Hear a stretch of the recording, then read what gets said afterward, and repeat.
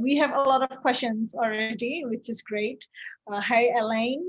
There's a film student from Philippines asking, how and why did you choose to follow the subjects that are in the film, like the grandma, the pregnant lady, grandpa with dementia, and etc. Yeah, so I think it's not, we intentionally follow them. I mean, most of the characters you see on screen were sort of like their story were parsed out during editing. And during production, the only person we know for sure would be a main character was the old grandpa with dementia, because he was always wandering in the hallway, not following doctor's orders. A lot of time, my co-director, Wei Shi Chen, really had to help the doctors to guide him back inside his room. So he had a lot of interaction with him. He shot a lot of them. With the others, for a long time, like I mentioned earlier, we would have, as soon as I saw the rushes, for example, like the couple, the old grandma, grandpa, they were trying to meet each other, even though they're staying on the same floor. For a long while, we thought their story could be, they could be one of the more traditional main characters we could follow throughout. Because at the very beginning, we did consider let's just pick maybe 4 or 5 people, and in the end, in the edit, we may be left with 3 compelling stories. So we were thinking the old couple might be one of the 3 we would follow. But in the end, just like on the ground, there's so many things might be happening. Sometimes some character we started following, their story just like there's nothing progression. I mean, and maybe at the beginning they would love to talk to the camera, but after a while they'll stop talking, or they may be transferred to a different hospital. And with the old grandma or grandpa, my director missed their, so discharge from the hospital. So their story had no ending. So in the end, I just told my co-director to film as much as possible, whatever story moved them on the ground. Yeah, and then everything came together during edit. So we doing edit, we say, okay, this character story might be more interesting than others. And then, yeah, that's how we found these characters through editing. Wow, amazing. And you are editing it yourself, right? Yeah, that's right. Yeah. First of all, I mean, Jean Chen has been my mentor, and she really taught me how to edit. And for this film, she helped me produce it. And every time I cut a scene or cut a sequence or had a rough assembly, I'll send it over to her for her comment. Unfortunately, she had some family emergency this morning. She couldn't be here with us to share her experience of working with me. Sometimes it's not that easy, right? Collaboration is never easy. Yeah.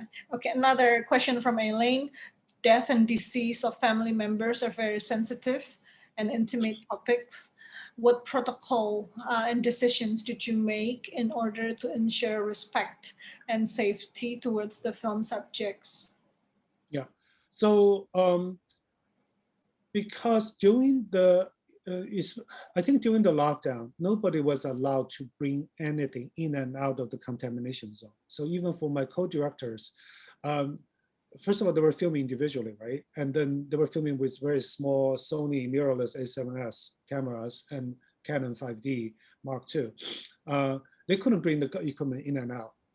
And then they could only take the memory card out each day, because anything coming in and out had to be thoroughly disinfected. So they couldn't get any pen and paper inside for the more traditional, more official legal release from the people being filmed. But then they do have audio and or video consent from anybody who is not severely sick. With those people who are sick or dying, we had a lot of discussion about this, because we don't think we want to shy away from this, because we talk a lot about war photography, war films, right? We just want, this is complete chaos. This is so new to humanity, at least for the past 100 years. We want to preserve some precious historic document for posterity.